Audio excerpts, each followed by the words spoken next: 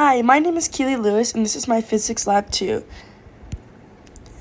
So the purpose of this lab is to first find the magnetic field of a bar magnet, and to second, apply the Biot-Savart law to measure the magnetic field generated on the on-axis and off-axis. So just a preview of the results. I said as the magnetometer moves closer to the magnet, the measured X component of the magnetic field increases, which leads to the magnetic field increases while the distance decreases.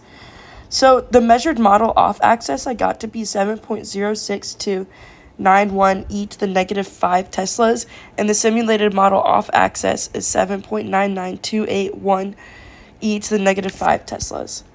So some key physics principles that we use in this lab are the Biot-Savart law, which states that a magnetic field created by a small element of a current is proportional to the current, the length of the element, and the sine of the angle between the current element and the line connecting. And that is represented by this equation down below. Then the distance dependence, which is basically how a phenomenon, interaction, or measurement changes as the distance between 2 points or objects increases or decreases. And that is represented by those two equations right there. So the measured part of this lab is the bar magnet and the magnetometer on our phone. As mentioned before, the magnetic dipole moment of the bar magnet is from south pole to north pole, and the magnetic field shown is below the system is the magnetometer, and the surroundings are the bar magnet and the earth. Here are the measured results of the different X component of the magnetic field for the 5 distances. As we can see, the longer the distance, the smaller the magnetic field when the magnetometer is relatively far away from the bar magnet.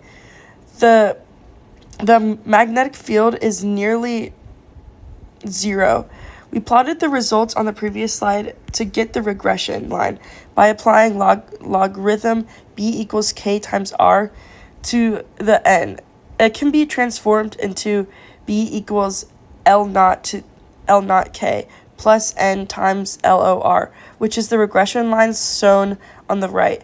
So we can calculate for k and n. So k is equal to 7.84672 e to the 7th, and n is equal to negative 2.9732 by plugging the k back to our equations.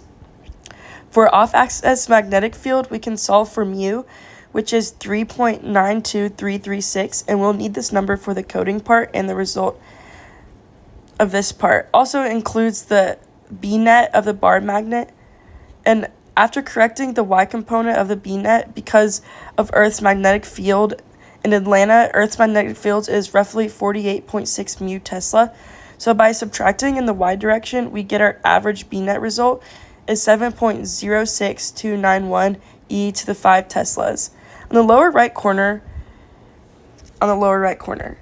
here, next, we'll move to the coding part where we plug the mu from the measurements and define the bar function by using the formula that I introduced earlier on the right-hand side. On the right-hand side, I define the parallel and per axis as well as the arrows at the different locations on the axis. Last but not least, I visualize in the magnetic field values for 45 degrees off-axis on the right.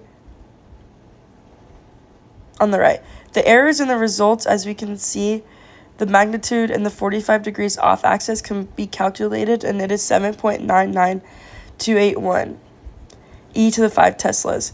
Notice that our measured magnetic field is smaller than the simulated result, so there could be 2 sources of possible errors.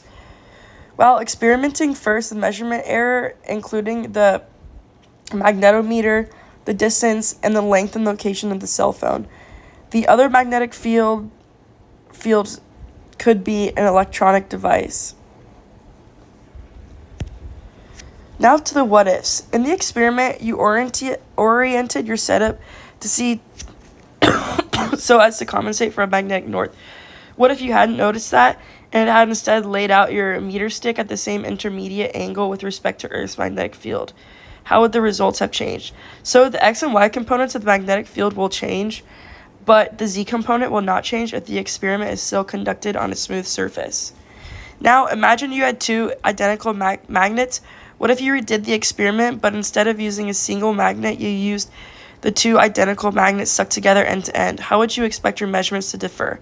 So the direction would not change, but the magnitude of the magnet will still increase.